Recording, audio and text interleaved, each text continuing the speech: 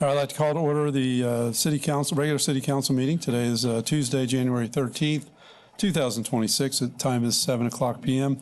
We will start with the Pledge of Allegiance, followed by a moment of silent meditation. Pledge of Allegiance.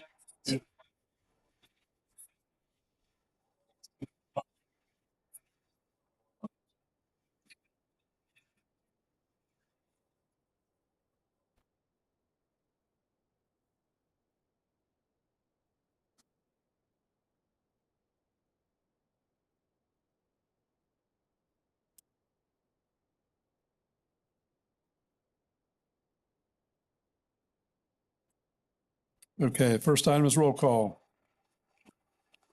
Mayor Nickel. Here. Deputy Mayor Dyer. Here. Councilmember Iorio. Here. Councilmember Net. Here. Councilmember Romy.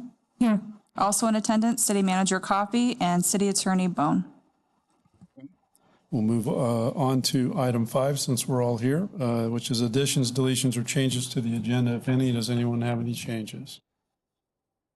Seeing none, we'll move on to item number 6, which is presentations, proclamations, and introductions. We have a police department promotion, so I'll have Chief Butler come up and handle that. Evening, Council. First of all, let me just thank you for allowing us to share this opportunity for one of our police officers and with the community of a promotion of one of our police officers. This is an important step in a law enforcement police officer's career. It's the first step in supervision. The promotional process, a little bit about the promotional process. The promotional process is pretty tough. First, there's a written exam. It covers all the city policies, all the department policies, Florida law, union contract, city ordinances.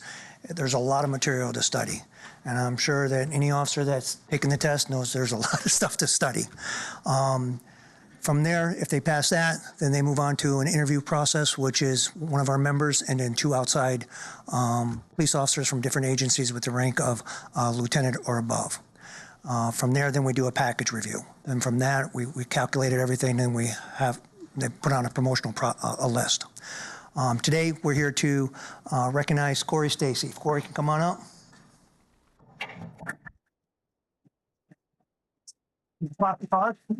Was the test hard?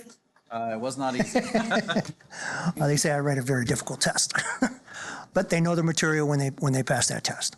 Corey began his law enforcement career here in March 2019 with the Brevard County Sheriff's Office. In early 22, we stole him away from the Sheriff's Office and he began with the Indian Harbor Beach Police Department. Corey grew up in Ohio. He attended Ohio Valley University where he obtained an AA degree in general studies and his bachelor's degree in business administration. He wears many hats with the department. He is our primary field training officer. Pretty much all the new officers have to ride with Corey and have to pass Corey field training, which is tough. He's a taser instructor, and he just recently became one of our firearms instructor. Corey received many recognitions in the department since he's been here, and he was our Officer of the Year in 2024, if you guys recall. Corey will begin his supervisory duties as running a patrol squad. He is married and has 5, I count that, 5 children. 6? 6. Oh my goodness. Okay, I didn't know about the 6th. So, a lot of kids. Yes, he does. So who are you going to have pin your badge?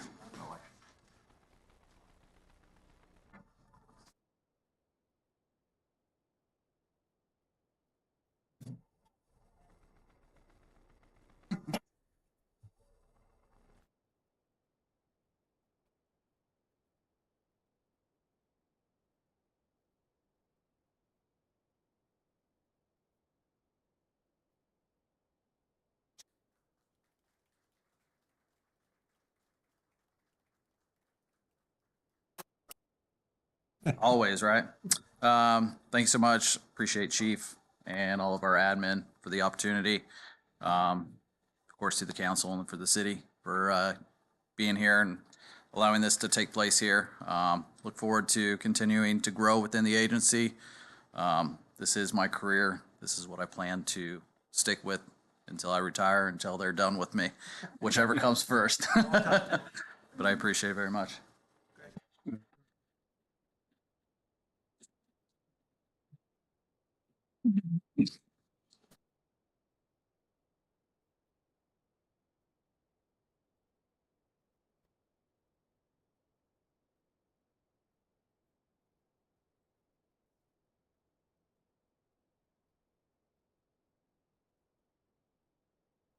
Guess they won't hear it for us, huh?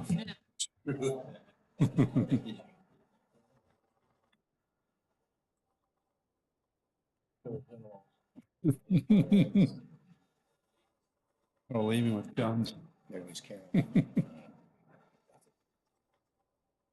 Okay. Yep. Okay, we're on to item number 7, approval of minutes for the regular city council meeting of December 9th, 2025. Does anybody have any issues with those or corrections? If not, I would entertain a motion. Motion to approve. Second. Okay, motion by Councilmember Nutt, second by Deputy Mayor Dyer. All those in favor signify by saying aye. Aye. Those opposed, same sign. Motion carries 5-0.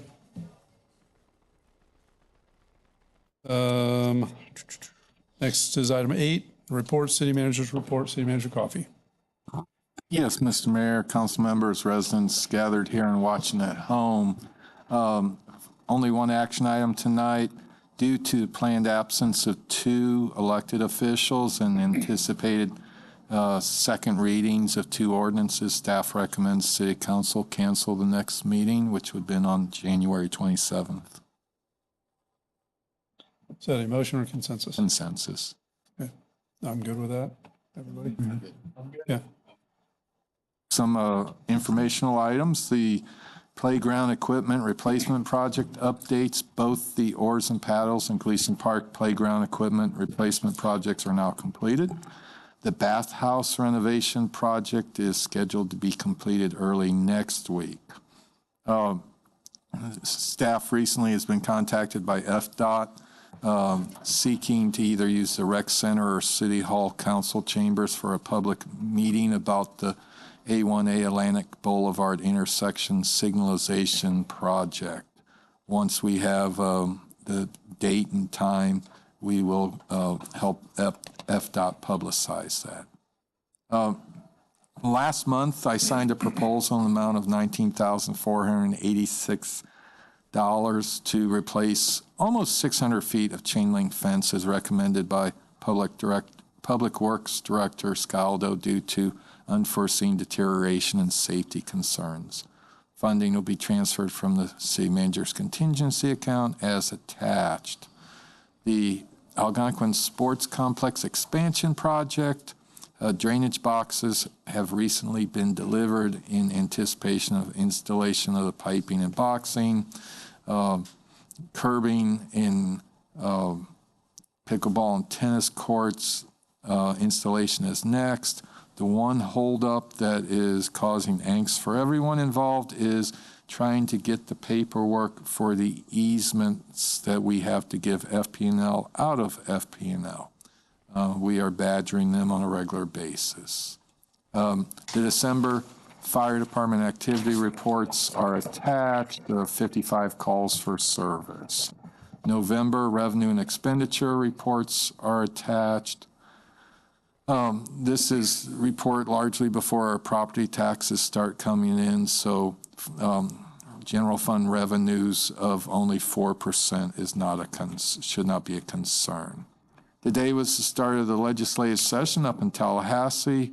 The tracker is provided in front of you and was emailed to you earlier in the day. Recently, the Tree Preservation Board rescheduled the 4th annual Arbor Day celebration to March 28th to deconflict with Easter weekend. Details will be in future Harbor Highlights social media.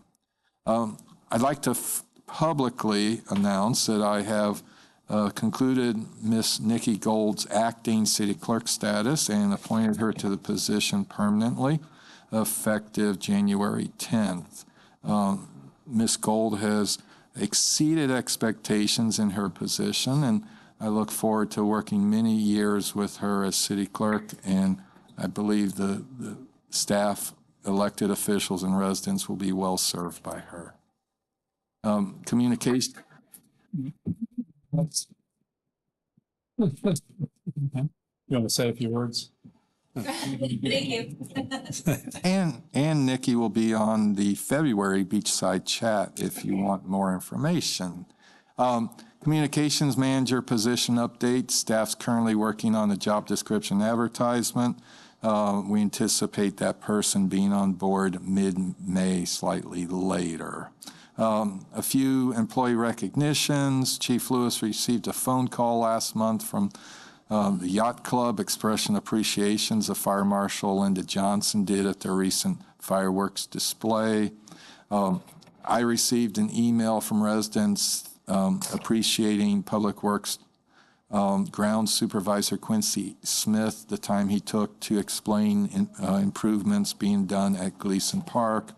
And Chief Butler this week received a thank you card from a local family regarding Officer Capel and Sergeant Thompson, who responded to a choking incident at home and were able to do the Heimlich maneuver and help the resident until he could be transported for further treatment.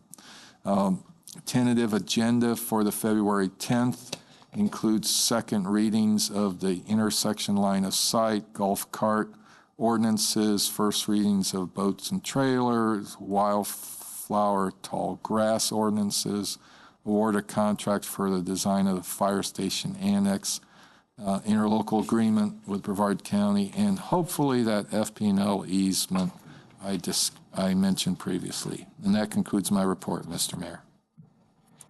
Okay, thank you. Next is City Attorney's report. All quiet. Okay. All right, item 8C is council comments. We'll start with Deputy Mayor Dyer.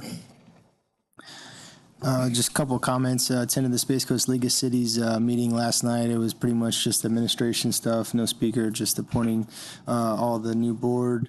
And also, I'm going to be one of the councils not present on the end of the month, the 27th. I'm going up to Tallahassee for 3 days for the legislative session days to speak to our local representatives, ask them questions like how is the property tax going to affect the city of Indian Harbor Beach, and also, continue to fight for the home rule issues, and make sure everybody's focused on the lagoon conservation. But other than that, that's all I have. Okay. Councilmember Romy. There's been plenty going on, but I guess it's the little things that lead up to the big things. So I just want to mention, I see my neighbor, Mary Caldwell here, and I know she's going to be bringing up the idea of being able to keep up the lost pet sign up a little longer. So as Carl is here, maybe it's a good night to find out if that's something that can be considered. Okay, without knowing much detail about. So Ms. Caldwell's Yeah. here. You want me to But wait for them? she can, Okay. I think when she comes up during Yeah. public comment, maybe we can have a discussion after she's done saying her thoughts on it, and we can deal with it then, if that makes sense. Perfect, thank you. Okay. Councilmember Yorio. Yes, I have two things, actually. The first is, it's unfortunate that I saw Officer Capel here earlier and he left, but I wanted to acknowledge the professionalism that he portrayed during a local neighborhood party event that we had, and he showed up to make sure that the young people that were in attendance, the bikes and the skateboards, were staying on the inside of the bike lane. And so he came to me, and I made an announcement to the group, and we got all the kids on the right side of the line. And it's just it's an example of probably many examples of the great police department that we have and the professionalism of our police officers. So I just wanted to recognize him for that. And the second was what was mentioned earlier about Quincy Smith, who has been working really hard on the restoration of the scrub habitat section of Gleason Park. If you've not seen that yet, he is extremely knowledgeable, person when it comes to what our native habitat once looked like, and he's working very hard to restore that as one of the key features of Gleason Park. So I wanted to acknowledge Quincy's involvement and his expertise in guiding that effort. Okay. Councilmember Nutt. I don't have a lot of stuff. It's been really busy for the last 4 weeks since we went on our holiday break. I want to thank the police department for all that they do, and they do a lot of things for our citizens, and that means they check up on you quite a bit as far as if you're going to be out of town or anything like that, and that's at request. And I'm nobody special, and they were able to do that for me while I was out of town. I appreciate it very much, and your officers are great. Todd and Quincy, I want to thank you guys, especially Todd. The sidewalk expansion that's on Osceola is going very well, and Todd's out there always checking on them, and he's staying on top of them, and it looks great. I think it looks better than what people anticipated it. I'll tell you that. I think it's 100% better than what it was. And I'm very glad for that. I did want to ask the city manager about if there's a projected estimation on the Algonquin complex completion even with the FP&L delay, because I'm getting a lot of questions. My best guess is mid-spring at this point. The holdup right now is the easements. And once we grant the easements, they will schedule the work to relocate the lines, which is, last time I spoke to them, it was a 4 to 8 week window. And there are things that they can be doing between now and then, and that's what I'm working with them to make sure. I see you out there.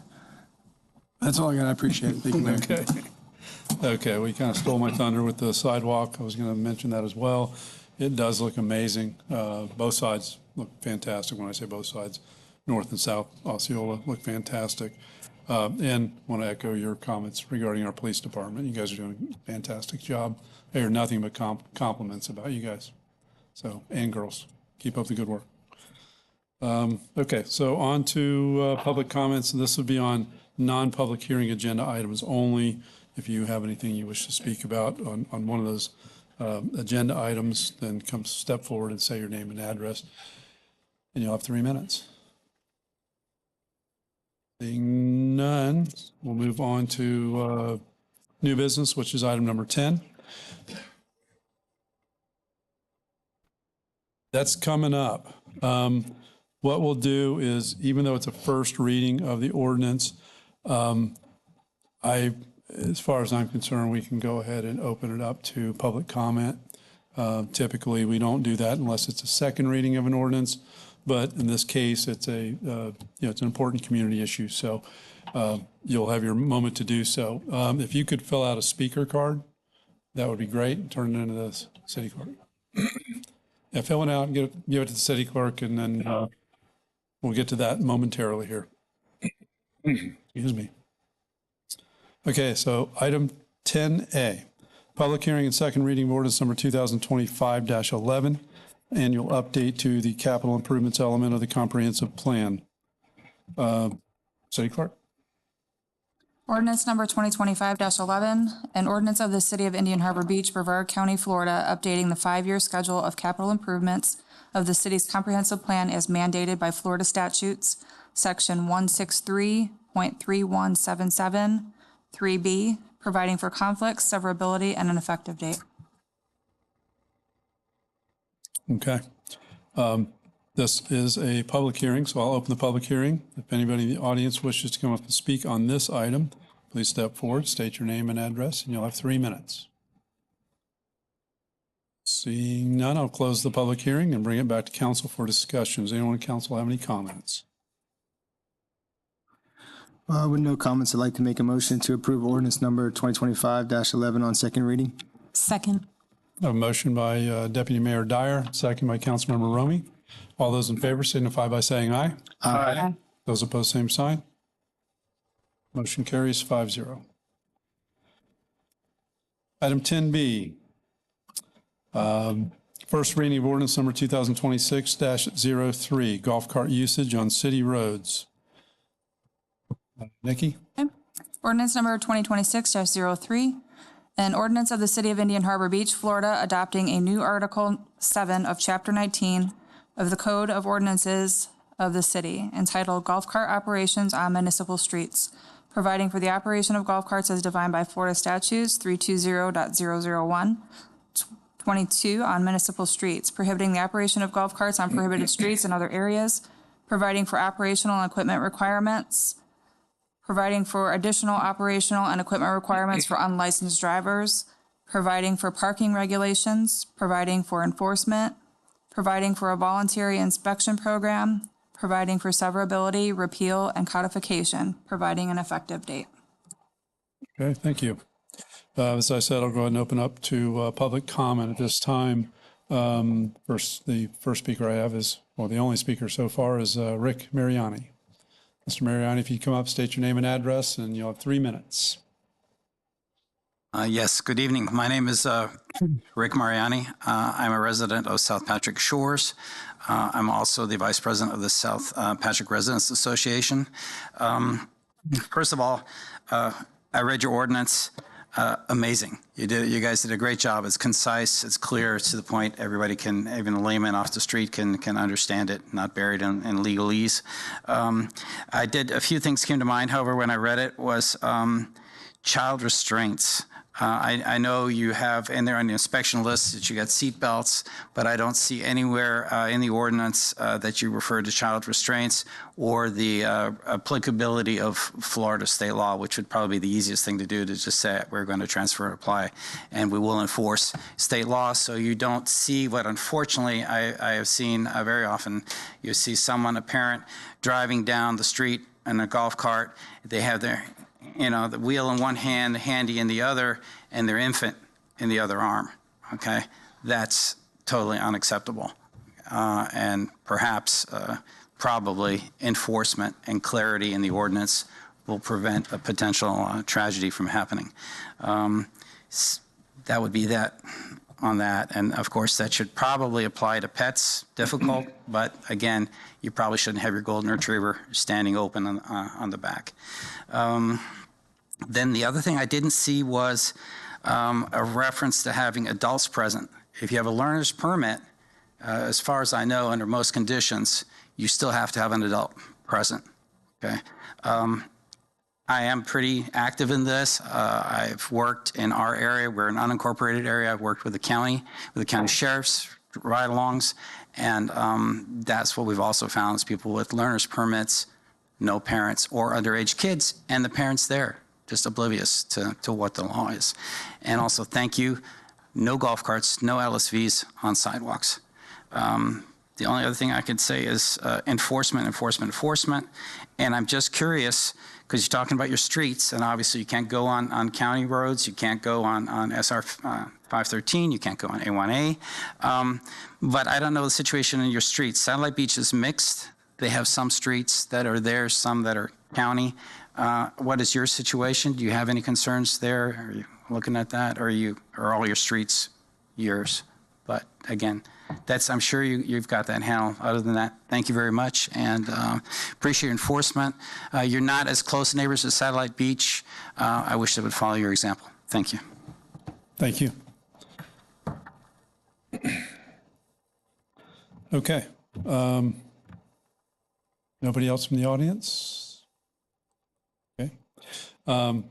Let's go ahead and have council discussion on the item. We can start with our Deputy Mayor, Dyer. Just wanted to say thank you for showing up and speaking on this item. When I was originally campaigning over 2 years ago, this was one of my platform items because it was a very vocal point and a request of a lot of the citizens that I talked to. So thank you again for the kind words. I know I just want to take this time to applaud the city, the attorney, staff, the police department. We've all done a lot of homework, research, and due diligence through this process. Unfortunately, once again, it goes down to the kind of the home rule a violation of home rule where we can modify the state ordinance, and then the state law has those requirements specifically for golf carts on a golf course. So, we are kind of tied. So I think we did a very good job of navigating those issues. And I'm just, extremely proud of the city for doing this, and like this and some of the other ordinances that we've recently pushed through. I think a lot of the other cities are recognizing that and adopting similar ordinances as well. So I just want to say I want to applaud the city for that. Good job. Okay. Councilmember Romy. Just in talking to plenty of neighbors and residents, everyone's really happy about this. So thank you, Adam, for initiating it. It just seems like this was a natural course that everyone wanted to take. I think it's going to be great. So let's get it going. Okay. Councilmember Yorio. Yes, it's a clarification question. In the summary from City Attorney Bone, that it mentions that, well, the summary here, it says the traffic study that was performed recommends not including Banana River and Pine Tree Drive as shared operations for golf carts and vehicles. And then goes on to say, according to City Attorney Bone, the city is obligated to follow the recommendations of the traffic study. That was a typo, apparently. Oh, it's not obligated. It's not obligated. So that's what I wanted to clarify, because it is in the traffic report that it does indicate that those two roads would be not off limits. It's recommendation. If I may make. So that's what I wanted to clarify. A comment on that.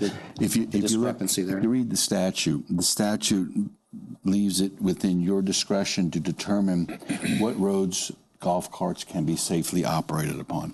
It does not require a traffic study. We do it just because it's the prudent thing to do, but you can basically, in my opinion, override that. Mm-hmm. Okay.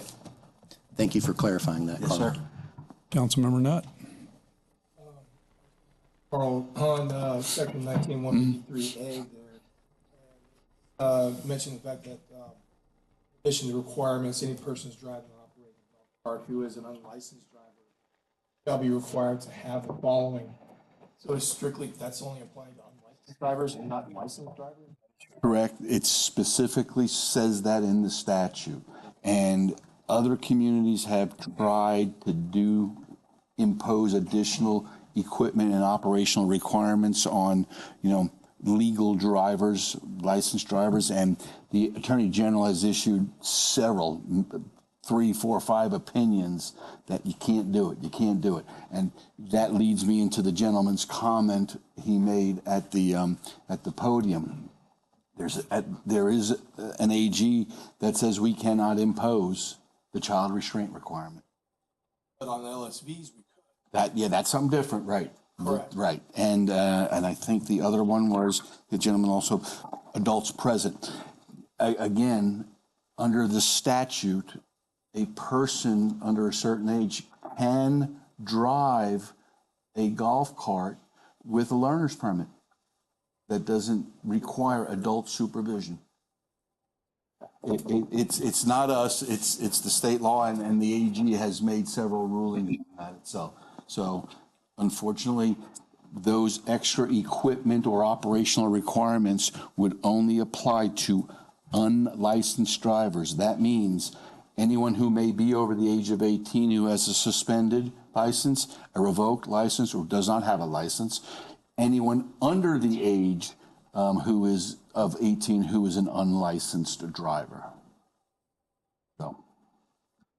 There's a lot going on when it comes to the difference between, obviously, the home rule aspect here. Deputy Mayor is very much right when it comes to him going to Tallahassee and fighting for our home rule on a lot of these things. In fact, he's one of the biggest, along with Councilmember Romy, one of the biggest advocates for the golf cart ordinance and also the LSV. And there needs to be some type of continuity there as far as I'm concerned, but this is the best I think that we can do under the confinement that we have with the state with their thumb on us. That's correct. All right, so. And remember this, and I cut you off, I apologize, but golf carts being operated on public streets is somewhat of a far as statutory history, is somewhat of a recent phenomenon. It wasn't too far back when you couldn't do it at all. And the state passed 3122 and authorized limited operation of golf carts on public streets, and specifically defined as a golf cart a vehicle that does not go over 20 miles an hour. Appreciate it. Thank you. Yes, sir. That's all I got. Yeah, sorry. In the agenda item, it's on the second page of the agenda item itself. It references, and I don't know if this is making it into the ordinance or not, but it talks about operators must possess a valid learner's permit or driver's license if under 18 years of age, or a valid form of government-issued photographic identification if over 18 years of age. Correct. Okay, so That still does not qualify you as a licensed driver. do we have to do that? Because I'm looking at the case, say you have a case where somebody is, maybe over 18 years old and has done some bad things and gotten multiple DUIs and has had their license revoked.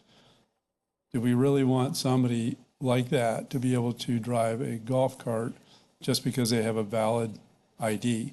To me, they should be skilled enough to and have their driver's license to be able to operate a golf cart. My understanding of the way the statute reads, the answer to your question is yes, they can operate it. Okay. All right. Chief, you agree? Okay. I don't have the statute in front of me, I apologize, but I've read it more than I'm once. sorry, Mayor. Again, really, this thing here kind of is still the unlicensed driver having to have the headlights, all that has. So if they're unlicensed, this equipment has to be on there for safety factor.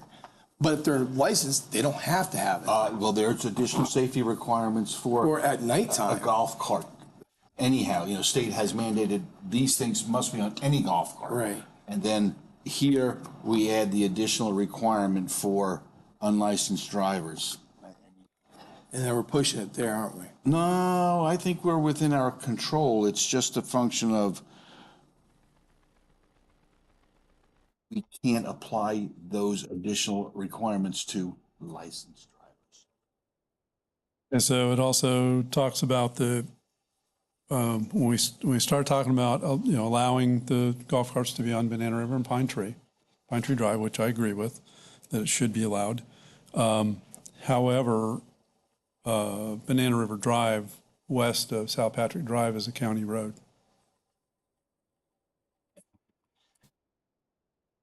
Sorry, I was reading that. So you blanked out while I was. No, I just basically want to tell you what the too. chief and I just told you about that. Right.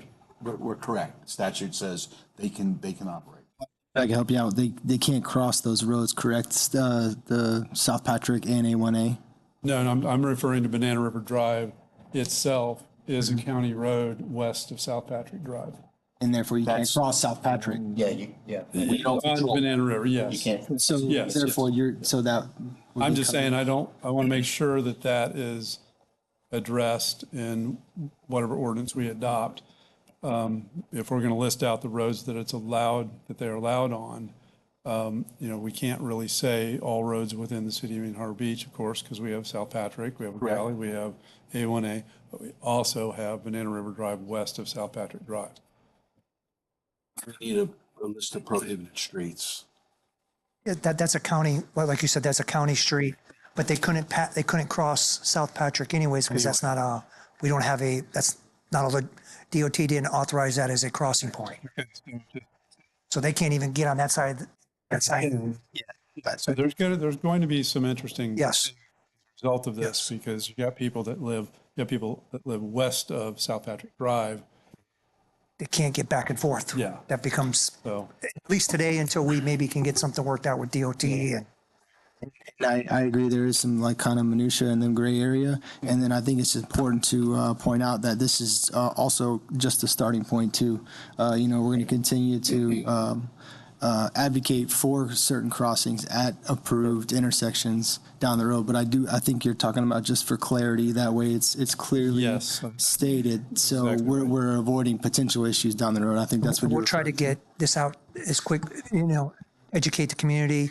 Harbor highlights, social media, Harbor chats, everything that we can to get as many people. I think those prohibited roads are stated in the ordinance, but I'm sure once the city puts out their information, with that being newsletter, Facebook, and other avenues, it could clearly state that as well. Yes. That's all. I'm looking for just a little more clarification in the ordinance. I think would be good. So I think we need to think about something. So part of Banana River Drive in the city, but County main county road. and county-owned right of When way. it crosses South Patrick, going towards Mather's Probably need Bridge. to put that as a prohibited street. Sure, yeah. That part of Banana River Drive, west of, State Road 513. okay. It's kind of redundant when you can't cross it anyway because But it's some people that live on that side of the road on it to get to, To be clear. Because there is So- some neighborhoods over there. That is a good point. We've already had enough controversy coming out of Satellite Beach with the sheriff department with some incidents with golf carts crossing A1A. I want to make sure that that we're educating the public that that's here. But at the same time, if it's an LSV, like some people have registered can. carts, they can cross. yes, they can. So, They can cross Us A1A, but That's not it. South Not Patrick. South correct. They can cross South Patrick too. I will say this, I did get a call from Mr. Beadle, the Satellite Beach City Attorney, about this, and, I think what they want to do is be consistent with us. So- They verified that, so. I spoke with Chief Hodge, and they're going to be doing a very similar ordinance to ours. In fact, Deputy Chief Garcia is going to go there tomorrow. They have a workshop on it to make sure try to be as similar as possible. If they have any questions about ours, we'll be able to answer it. Whether we go so far as to say we have the list of prohibited streets in the ordinance, but then also to state that golf carts are prohibited from crossing these streets. Yeah, that's, Obviously, driving on the streets, you can't do it on those list of streets, but you can't cross them. I just don't want that, you can see somebody coming back to us and complaining that they got a ticket for crossing the road, and, we don't have any rules about that. I'm Say okay with something that, to that I mean, effect. sure. I think it would be just a little, again, just to clarify it as much as we can. Okay. All right. Part of River Drive, west of. Mhm. Can't cross any of the prohibited streets. Yep. Yep. Any other discussion? Yeah, anybody have any other? I'm done. Anybody else? You guys are good? All right, so I would entertain a motion at this point. Like to make a motion to approve ordinance number 2026-03 on first reading with the added language of prohibited roads, Banana River Drive west of South Patrick, and crossing those roads as well, South Patrick and A1A. A motion by Deputy Mayor Dyer, second by Councilmember Nutt. All those in favor signify by saying aye. Aye. Those opposed, same sign. Thank you. Motion carries 5-0. Item 10C, first reading of ordinance number 2026-02, landscaping at intersections. Ordinance number 2026-02, an ordinance of the City of Indian Harbor Beach, Brevard County, Florida, amending Chapter 107 Landscape Code of the Land Development Regulations of the city, amending Section 107-8 Landscaping at Intersections, providing for conflict, severability, incorporation into the city's land development regulations, providing for conflict, severability, incorporation, and an effective date. City Manager Coffey. Yes, Mr. Mayor.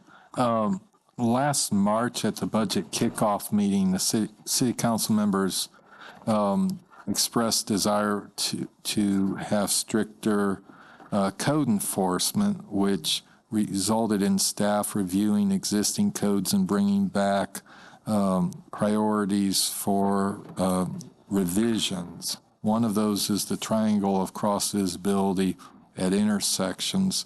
The current code requires 40 feet vegetation be cleared above 2.5 feet in height and did not specify the measurement points of the triangle. At the October 14th City Council meeting, staff proposed reducing that to 25 feet and establishing the measurement points at the edge of the road. The Planning and Zoning Board last week reviewed this ordinance and voted to recommend City Council adopt the ordinance with the following conditions of adding a reference to the diagram stating the measurement point is the edge of pavement, modifying the diagram to show curved corners of the property with dotted lines where the measurement points intersect, and then administratively add the triangle of cross visibility requirements to the city's site plan review process. Due to time constraints, we were not able to update that diagram, but we'll have an updated diagram for second reading. Staff recommends approval. Okay, thank you. Anybody have any comments from council? I mean, I just have one question. Who would be enforcing this? It's obviously not going to be the police. Will that fall under code enforcement still? So she would have to drive around and actually look for them. Okay.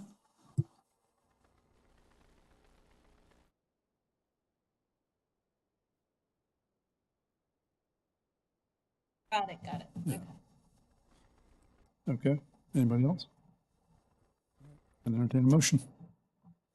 I'll make a motion to approve ordinance number 2026-02 on first reading with the recommended changes from the Planning and Zoning Board. Second. A motion by Councilmember Iorio, second by Councilmember. Those in favor signify by saying aye. Aye. Those opposed, same sign. Motion carries 5-0. Item 10D, Resolution 26-02. This is the FDOT Maintenance Memorandum of Agreement for State Highway Right-of-Way Maintenance.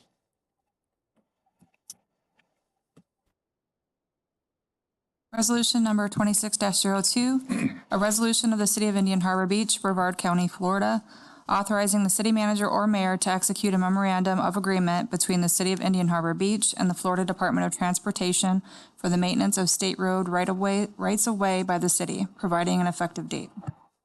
City Manager Coffey. Yes, Mr. Mayor. Historically, the city has partnered with FDOT regarding the cost to maintain the right-of-ways on A1A in South Patrick. This is done through a memorandum of agreement that the current agreement is set to expire the end of March. This new agreement is almost identical to the prior ones. Of note, the city has contractual agreement through September 30th this year with a contractor. Staff plans on bidding this service out because currently the FDOT reimbursement is covering about 2/3 of the cost. While staff is very satisfied with the services of the vendor, we want to make sure we're getting the best bang for the buck. Therefore, staff recommends City Council approve Resolution 2602. And thank you. Okay. Does anyone in council have any comments? Hearing none, entertain a motion. Like to make a motion to approve resolution number 2602 as read. Second. I have a motion by Deputy Mayor Dyer and a second by Councilmember Romey. All those in favor signify by saying aye. Aye. Those opposed, same sign. Motion carries 5-0. Item 10E, award of contract for construction services for the partially grant-funded City Hall Baffle Box Stormwater Project. City Manager Coffey. The city has two state funding sources for this project. One is a 2023 state appropriations and one is a 2025 stormwater project. Initially, we bid this out last year, and shortly after signing the contractor requested the contract be canceled. So we rebid this out. We had multiple responses to the RFP. Evaluation committee met twice and ranked the firms as illustrated in the agenda memo. Staff developed a contract that's been reviewed by the contractor and City Attorney Bone. We estimate with two different funding sources, there's a difference of opinion of the total cost to the city once this project is done. The most optimistic range is around $15,000. The worst case scenario is $400,000. We have excess of that in our stormwater utility dedicated for this project. The contract cost is higher than the previous one, although when you look within the line items, there is a contingency clause built in, so we may not expend the total $1,138,000. Staff recommends City Council award contract not to exceed $1,138,000 to Gregory Construction for construction services related to the City Hall Baffle Box Stormwater Project. Okay, thank you. I've reviewed the submitted bids and the qualifications. Fortunately, that's kind of the system we have here is not just based on bid, it's based on experience, what they've done in the past, similar projects. So everything I've looked at, Gregory Construction they have a very good reputation, and they've done a bunch of Baffle Box projects within Brevard County and other areas as well. So I did not see anything that raised any red flags to me about them, and their bid number is consistent with what I've seen for similar projects. Anybody else have any comments? No, sir. Would entertain a motion.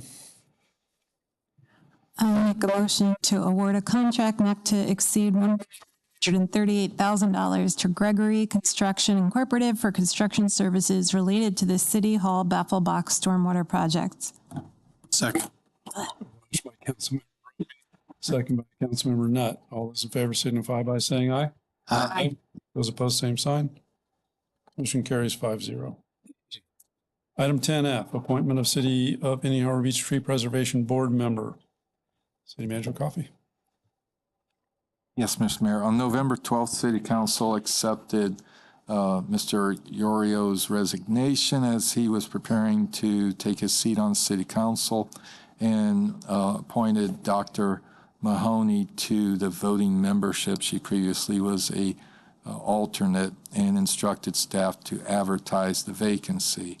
We've advertised the vacancy with one resident submitting her application, Ms. Joanne Alter. Her application and resume is attached. Staff recommends City Council appoint her as an alternate member for an indefinite period. Thank you. Anyone in council have any questions? Other than to say her resume looks wonderful, and I think she'd be a great addition to the tree board. I concur with that. Okay. I would entertain a motion. I'd like to make a motion to appoint Miss Joanna Otter as alternate member for an indefinite term to the Tree Preservation Board. Second. A motion by Councilmember Yorio, second by Councilmember Romy. All those in favor signify by saying aye. Aye. Aye. Those opposed, same sign. Motion carries 5-0. Item 10G, reestablishment of a minimum fund balance policy for the general fund. City Manager Coffey. This was requested by Councilmember Nutt. If he wishes, I can summarize it. Okay. The Government Financial Officers Association has recommendations for just about anything and everything under the sun regarding government finances. One of them is a minimum fund balance policy. I will not read you the excerpt. Their recommendation is that cities have a minimum policy for unrestricted fund balance to help in future planning and budgeting processes. In 2011, the city adopted resolution number 632, among other things, established a 75% minimum fund balance policy for unassigned fund balance. In 2018, the city adopted resolution 690, which repealed this minimum and established categories within the fund balance that were calculated off of different aspects of the subsequent year's budgets. Problematic with the current policy of Resolution 690 is the categories are not calculated off of the same basis. So for an example, this last year, cash reserves increased by 15%, emergency hurricane reserves decreased by 8%, undesignated fund balance decreased by 16%, while altogether total fund balance decreased by 13%. So I can follow the math, but I think most people look at those ups and downs and may scratch their head. I believe having a simple minimum fund balance policy will aid future councils in communicating to the residents the planned financial condition of the city, and also address unmet maintenance needs. One example that I've heard residents' concerns for 3.5 years is the quality of the field lighting at Algonquin Sports Complex. I have no doubt they were the most cost-effective, best lights we could put in when we put them in.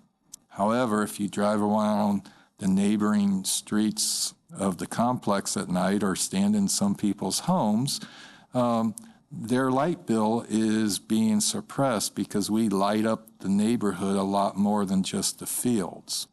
A minimum fund balance policy would aid this city council going forward as we're developing a budget. It would allow you, if you had excess above that percentage, to start to address maintenance needs that are not rising to the top of current funding. With that said, Mr. Nutt requested that I do a survey of neighboring communities, which was included, largely looking at the chart.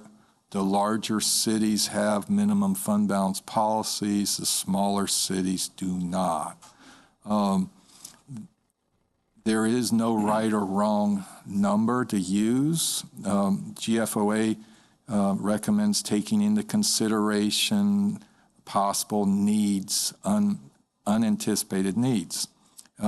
If you live in North Dakota, snowstorms are probably an unmet need, although they get them regularly. They don't have hurricanes. They don't have that many tornadoes. So barrier island communities in Florida probably need to have a much higher minimum fund balance than a rural community in North Dakota. With that said, the recommendation of this agenda memo is not to establish a minimum fund balance policy tonight, but to consider instructing staff to draft one for future consideration. And with that, I'll defer the rest of my time to Councilmember Nutt. One of the historically, the city of Indian Harbor Beach has held their head high with pride when it comes to always being in the black with our budget. Jackie Burns was very good about making sure that happened. The 75% that I would recommend goes back to exactly during that time. I want to make sure that we keep this, our city, where we are debt-free, pay-as-you-go for the future generations coming up. And I think it's something that we, like I said, the city has taken pride in the fact that we are a well-balanced, budgeted city. And I don't want to see us get to where we're having to borrow monies to in the future, for that matter. Also, like we mentioned, also when it comes to natural disasters and also the loss of federal grants or any other funds, and now we're looking at the threat of losing tax revenue as well. So I think this is be a good idea for us to kind of go back to the basics and keep us strong. Yeah, I think I'm generally in favor of establishing something, a policy. We do have to be careful with what we establish in terms of the percentage that we want to try to tackle for one of the reasons you stated, which was the uncertainty of the, what are we going to do if the property tax is eliminated for homesteaded properties or whichever rises to the top of that, and if it gets approved, we have to be careful with that. We don't want to bind ourselves when we have such an unknown financial landscape ahead of us. Not yet. I think once that settles out, we could definitely potentially change it. In other words, I'm all in favor of moving forward with something like this, but I think we need to be careful with the limits, the percentage we set now, so that later, once we have more solid footing and we know what's going to happen with this and how we're going to finance this city, I think we have better direction. We can have more confidence moving forward. I agree with you 100%. When I brought this up to the city manager last year, we really weren't under the imminent threat that we are now. Right. And that's where that 75% came from. Right. And I'm in total agreement with lowering that for our expectations. So, I mean, as the city manager suggested, this is more to give direction on to whether or not to draft such a policy, not so much to set a limit at this point, but get something drafted, and then we can all discuss and hopefully agree upon a particular limit, assuming everyone's in favor of it. But those are my general thoughts on it. Anybody else have comments? Deputy Mayor? No, I mean, I agree that at least, have the draft and have the conversation, and I would echo your comments as well. Also, potential, hurricanes and impact stuff. We could dip below that 75% rate and all that. So, I would be in favor of potentially. I was thinking more 40, but yeah, we just have the conversation, and it makes sense to me. Okay, Councilmember Ringley. I also think it's a good idea and something to explore.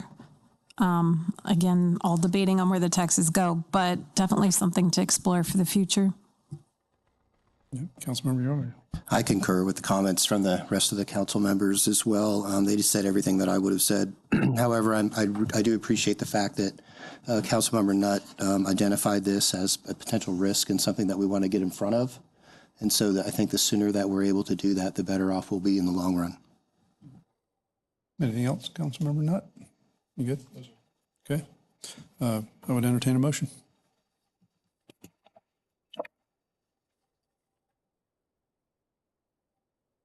Discussion.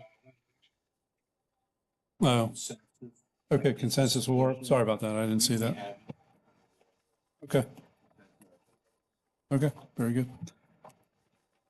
All right. Item 10H, fiscal year 27 budget preparation calendar selection. City Manager Coffey. Staff has been working behind the scenes for about the last 6 weeks on the fiscal year 27 budget. This agenda item requests that council select specific dates and times for their public portion of this, and also by consensus adopt the budget calendar for transparency purposes. The kickoff meeting where we talk strategic issues and a global stormwater assessment rate is the first meeting. Then in the springtime, we review the 5-year plan financial model. And then in August, review the budget. I've provided some sample dates and times for your consideration, or I have the city council calendar if you'd like to explore other dates and times. But I request you select 3 dates and times as outlined. Okay, thank you.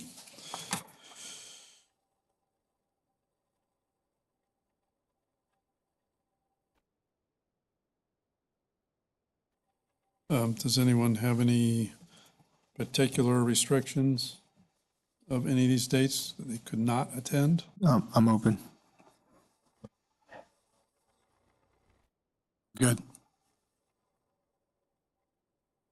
Romy? I'll make it work. Yeah, I think I'm good as well. So take your pick, fielder's choice. So may I suggest the February 24th for the budget kickoff before the regular council meeting? And then the question there would be 5:30 or 6 o'clock.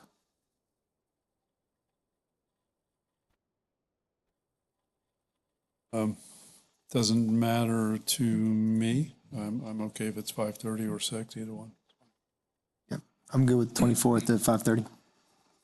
I have no conflicts for time either. And I'll just scroll down the next one, possibly if we want to stick with before council meetings, would be Tuesday, April 28th at 5:30, where we review the capital projects and slightly more granular financial situation. Tuesday, April 28th, 5:30 sounds good with me, and I'm also available for the August 11th, 5:30, or both before regular council meetings. Me too. All right, thank you. Yeah, I'm good. Could we get, August could we get meeting invites sent to us? and April As you 28th know, and I- August I 11th. Communicate a lot through my before work council. email. Be nice to get those. That way you get your responses. You know, everybody's locked into those meeting dates as well. That'll be good for me to have it on my automatically drop into my calendar. So, all right. Okay. All right, item number 11, public forum. We have a speaker, Mary Caldwell. Please step forward, state your name and address, and you'll have your 3 minutes of fame. Hey, good evening, City Council members. My name is Mary Caldwell. I currently live in Indian Harbor Beach, and I have lived here almost my entire life. What I wanted to address this evening is pet signs and missing pets in our community. Most of us who do own pets, we consider them part of the family. And one of the main tips suggested in finding a missing pet is to post large signs in the neighborhood. There's other tools too, such as online resources and handing out flyers. I've been helping people for about the last 5 years, volunteering my time to help find their missing pet if need be. And what is happening is because of the city ordinance, when somebody's missing a pet and they're putting up their signs are being taken down. And I myself have spent a lot of energy making signs for people, putting them up only for them to be taken down. And then I have the little loophole of putting them up Friday at 4:30 and get them down quickly before Monday morning, and then the next Friday. So it really hinders in trying to find a missing pet because that word needs to get out very quickly for the safety of the pet and to get the pet back to their family. So, I've thought about this for a very long time. I feel like, if somebody's missing a pet, they could maybe fill out a form. Here's my suggestion with City Hall, and then give a deposit, make their signs, post their signs, and then within a certain amount of time, if they found their pet, then they go and they get their deposit back, and if they take down the signs to get their deposit back. And if they don't take down the signs, then the city keeps the money. And there could be, stipulations onto the signs, size, and all of that, but that is an important tool in finding a missing pet. And I know of several people in this city that have had their signs taken down, and a lot of them have been doing professional signs. Somebody currently is missing their cat in Indian Harbor Beach and has had signs taken, made at Walgreens, and for it to be taken down within less than a day. Okay. So just ask the city to consider it. Thank you. Yep. I think I went over 3 minutes. Sorry Just about that. barely. It's all right. Well, Carl? Bad guy. All right, so a few years ago, the United States Supreme Court came down with the Gilbert decision. And essentially, that decision said content-based sign regulations are unconstitutional. Okay, so here's what happened in Gilbert. Bad facts make bad law. I'll tell you that right now. So the town of Gilbert had an ordinance that prohibited off-site directional signs. A church had a sign posted on not their property down the road that said church services this way. The city removed the sign or fined them, whatever. And because the city had an ordinance that said off-site directional signs are illegal. The United States Supreme Court said that because you focused on the content, the directional sign part of that, it was a violation of the First Amendment. So that's why we all went through this nonsense of changing our ordinances on signs and tried to make them, as best as we can, content neutral. So, so with regard to these signs that may be posted on a telephone pole, wherever it is, the problem I see, and I apologize in advance, but the problem I see if it says that if we make a regulation that says lost pet signs are legal, it's a content-based sign. Why not then allow the guy who wants to pressure wash your house, why not allow him have a sign? The reason being is you focused on content. That's what the law is. So, But Carl, aren't pets content neutral? it's a lost pet sign. It's lost pet. That's the content. The answer is no. I mean, and listen, I apologize. I really do. I understand completely. And, maybe this is one of those cases where I'm not going to condone this, but somebody goes like this. Todd? Todd, can you come up and I want to ask you a few questions? No. So much like he just mentioned, roofing companies or construction companies or campaign signs, if they're within 3 feet from the sidewalk, correct? And if it's on a private property, not on public property, you're not taking it down, are you? No, again, depending on the content of what it is. If it's in my yard, are you going to come take it out? No, if it's in your property or on your property, no. Correct. If So it's between, I'm trying to get a workaround this for you, that if you can get residents while you're campaigning around or canvassing the area, looking for that pet, if you have signs that you can actually put that are within the restriction and confines, like the ones I just mentioned, that's on private property. So your neighbors can actually put it out there. It's on a street that's visible. It won't be within the confines of being taken down. That's what I'm thinking. Am I right or wrong? I'm not taking, no, I don't do that. Partially right? Well, right. How about holding? So if I put it in my yard, You're good. It's not an off-site sign. It's your sign. correct.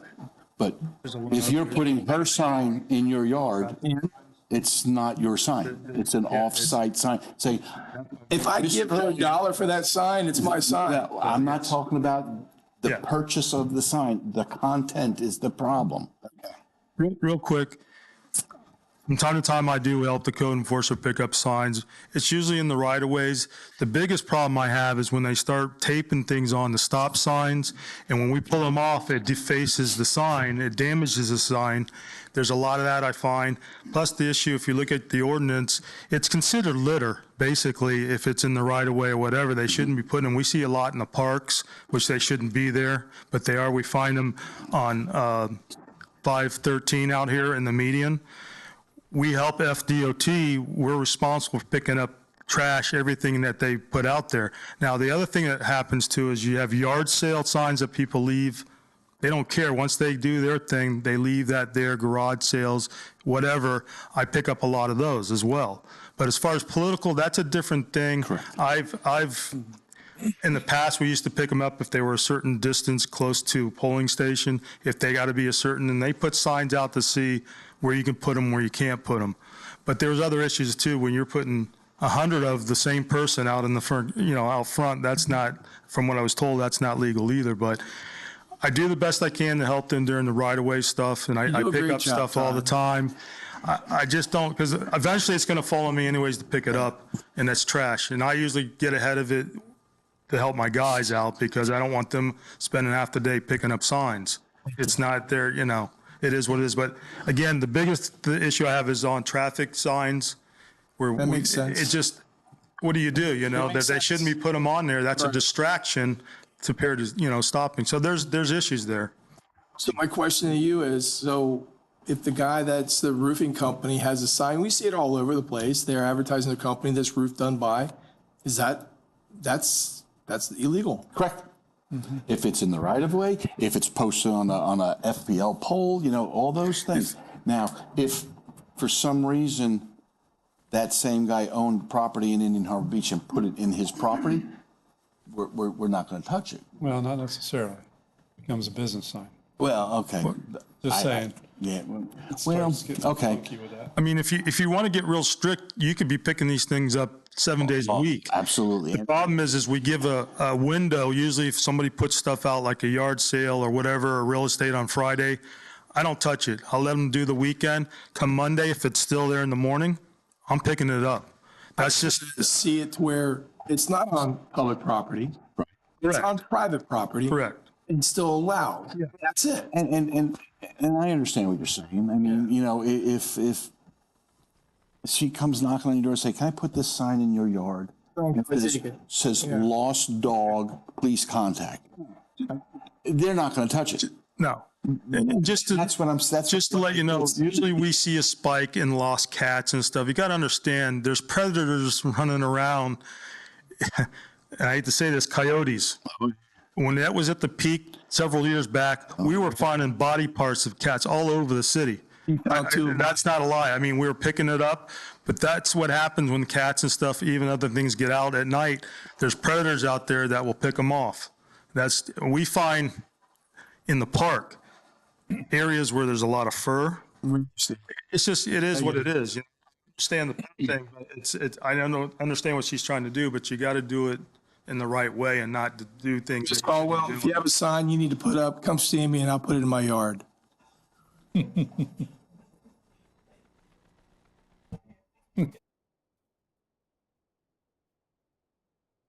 Yes, you did. What's your address?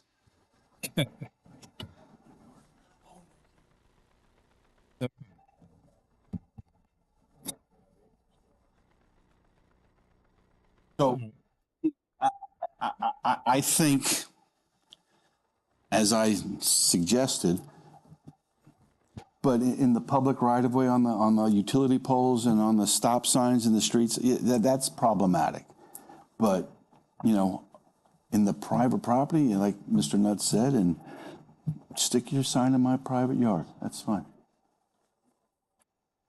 And I'm pretty sure we're not going to worry about that. That's not what we should be worried about. Okay. And I didn't make this up. I got better things to do than make up these Supreme Court rulings. As I said, bad facts make bad law. Okay. Anyone else from the public wish to speak on anything? Come up, state your name and address, and you'll have 3 minutes. Gonna be pretty quick. My name's Christian Banta. I live at 215 Osage Drive. Also, I'm a business owner here. So with that said, I have a pretty big truck, work truck, and the intersection at the fire department, the X. I know we probably have to get with DOT, but it would make sense to me if the yield signs were swapped. Right now, the yield sign going east, you have to yield to vehicles on the right. You can't see vehicles on the right. That's very tricky. And I can't turn my head and look out the backside of my van. So it would make sense that if you had a yield sign at traffic that you could see, swap them. So you're yielding to this traffic and not this traffic. This traffic is yielding to you. And that you're not, in doing so, you're not having a block in the X. You're not stopping traffic in the middle of it. And the other thing is, and I appreciate Indian Harbor Beach Police Department greatly. I have a few friends on that force. On my intersection of Winico and Pine Tree, Banana River, and I see them there often. And it seems, the police, I mean, and that's good. I like that. The problem of it is I think most people that disobey the stop signs there know when they're there and know when they're not. Because every morning at about 6 o'clock, there's at least 2 vehicles flying through that intersection. And not only not stopping at the stop sign, but they're doing 50 mile an hour through there. And you know, there's kids at that time of day, and there's a flashing light at 7 o'clock, and they're doing 30. I'm not saying Indian Harbor Beach is not doing their job. I'm not saying that at all. Just, you know, I think people get a routine on when they're there, and they know when they're not there. And that's it. I'll end my time. Thank you. Okay, thank you. Yeah, on the first item you mentioned, I would tend to agree on that eastbound approach where Banana River and Pine Tree converge. That is an impossible thing to try to do when you're on the Banana River portion, trying to look over your shoulder. It's not only just that, you're also looking to your left at the oncoming cars that might want to be turning on the Pine Tree because they think they have the right of way a lot of times, not all the time, but many instances where they do. So it's not a bad idea to look into that to see if that makes some sense. You know, it's a super tricky intersection to figure out. We have worked on this in the past. We made some modifications, but that is a problem to me, what I've noticed anyway. So something worth looking into. I have a question. Is that to swap those signs, would that require a study or no? Well, that's, you know, we get into a whole world of suggestions and everything. It might not be a bad thing to do. Not that I want to, keep doing a ton of traffic studies, but it might not be a bad idea just to see if it's our traffic consultant that we've used on, whichever one we're going to use, but have them doing an kind of low-level analysis, if you will, of what's out there now and what basic improvements could be done, striping and signage. We've done this before. We've done this, and what you see now was the result of that. It's imperfect. Oh, so I didn't know it was swapped already. Well, no, I'm not saying it was swapped. Okay. There were changes made to the striping and the signage of it. Gotcha. So it's a bit imperfect, and it couldn't hurt to have them take another look at it. Especially with the golf carts coming on there, it might be a good time. Yep. See if there's something they can suggest that could work within the existing confines of the roadways out there. In other words, not rebuilding the roads, not getting to something that's a major project, but working with what we have. If there's a simple enough improvement that can be made with striping or signage, then, I think we should consider that. I just go extremely slow in that area too, because That's pretty it is a hairy tricky sometimes, so. intersection. Okay. Anyone else from the public? All right. Hearing none, I'll entertain a motion to adjourn. I'd like to make a motion to adjourn. Motion by Deputy Mayor Dyer and a second by? Second. Second by Councilmember Romey. All those in favor signify by saying aye. Aye. Those opposed, same sign. Motion carries 5-0. We're adjourned.